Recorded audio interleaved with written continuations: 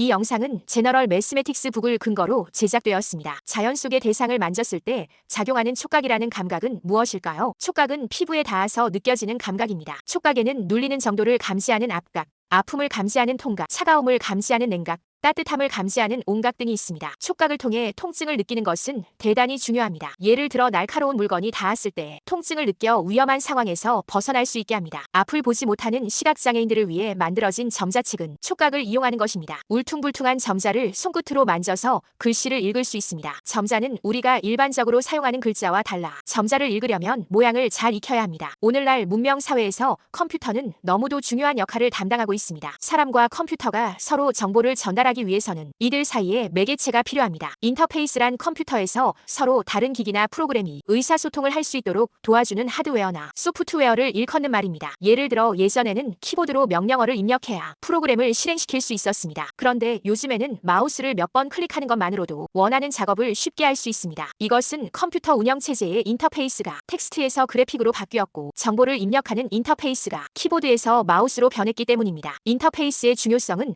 컴퓨터 기술이 발전할수록 더 커집니다. 컴퓨터와 인터페이스는 불가분의 관계에 놓여 있습니다. 사람이 컴퓨터를 편리하게 이용하기 위해서는 컴퓨터의 인터페이스는 인간의 오감에 의존하는 형태를 가질 수밖에 없습니다. 최근 들어 공학 기술이 발전하면서 시청각에만 의존하던 인터페이스 기술에 사람의 직관적인 촉각 등이 활용되고 있습니다. 손가락 끝에 있는 주름을 지문이라고 하는데 사람마다 지문의 생김새는 모두 다릅니다. 텔레비전 드라마나 영화에 등장하는 탐정이나 경찰들이 범인을 추적할 때 지문을 활용하는 이유는 사람마다 지문이 모두 다르다는 것에 착안한 것입니다. 사람들은 손가락을 이용하여 물건을 쉽게 잡을 수 있고 물건을 포장할 종이를 접거나 펼쳐볼 수도 있습니다. 손가락 끝이 매끈매끈하거나 미끌미끌하면 자꾸 미끄러져서 제대로 잡을 수가 없을 것입니다. 하지만 사람들의 손가락 표면에는 약간 까칠까칠한 지문이 있어서 물건을 잡으면 쉽게 미끄러지지 않습니다. 사람마다 지문이 모두 다른 이유는 무엇일까요? 그것은 사람들마다 각각 다른 유전자를 가지고 있기 때문입니다. 지문은 우리가 태어나기 전부터 만들어집니다. 아이가 엄마 뱃속에 있을 때 생겨나서 평생 동안 지문의 모양은 바뀌지 않습니다. 신기하게도 생김새가 똑같은 일란성 쌍둥이도 지문이 서로 다릅니다. 지문으로 범인을 찾는다는 것이 널리 알려지면서 범인들은 장갑을 끼는 등의 방법으로 지문을 남기지 않으려고 합니다. 이럴 경우에는 어떻게 해야 할까요? 장갑을 낀 손으로 물건을 만졌을 때 남는 흔적인 장갑흔이 지문처럼 중요한 증거가 될 수 있습니다. 우리나라에서는 나라 안팎에서 생산된 장갑 300여 개의 흔적을 미리 파악하여 사건 해결에 활용하고 있습니다. 개나 고양이는 지문이 없지만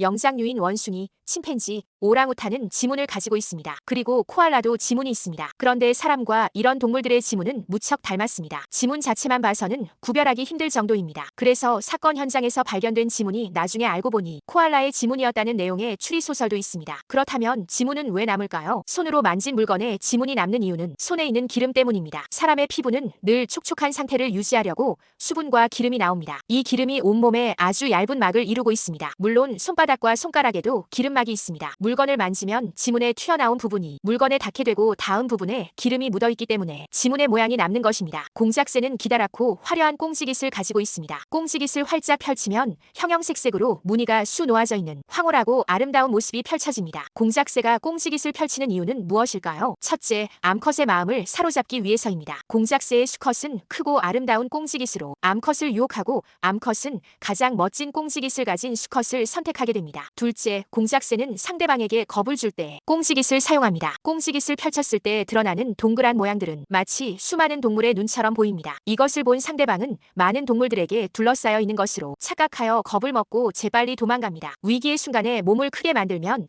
상대방으로부터 자신을 보호할 수 있습니다. 목도리 도마뱀도 몸을 실제보다 커 보이게 만들어 방어를 합니다. 목도리 도마뱀은 날씬한 몸과 긴 꼬리, 목 주위에 주름 잡힌 비늘막을 가지고 있습니다. 목도리 도마뱀은 위험을 느끼면 목도리 장식을 우산 모양으로 활짝 펼치면서 입도 크게 벌리는데 이때 평소보다 훨씬 커진 모습이 되므로 상대방은 놀라서 도망칩니다. 암컷을 유혹하거나 체온을 조절할 때에도 목도리 장식을 펼치기도 합니다. 미모사는 잎을 살짝만 건드려도 재빠르게 오므라듭니다. 미모사를 건드리면 세포 안에 있던 수분이 빠져나가면서 잎이 오므라드는 것입니다. 미모사는 너무 예민해서 신경초라고도 부르는데 날 건드리지 마세요 라는 뜻을 지닌 식물로 알려져 있습니다. 미모사는 낮 동안에 잎을 활짝 펼쳐 햇볕을 많이 받고 밤에는 열을 빼앗기지 않으려고 잎을 가지런히 접습니다. 잎이 잎이 자주색의 하트 모양을 하고 있는 사랑초도 낮에는 나팔꽃처럼 잎들이 활짝 밖으로 펼쳐져 있다가 밤이 되면 잎들이 모두 안쪽으로 오므라듭니다. 안쪽으로 모여있는 잎들의 모습은 마치 서로를 껴안고 있는 것처럼 보입니다. 사랑초의 잎도 온도에 따라 세포가 물을 머금고 내뿜기 때문에 움직이는 것입니다. 식물은 위대합니다.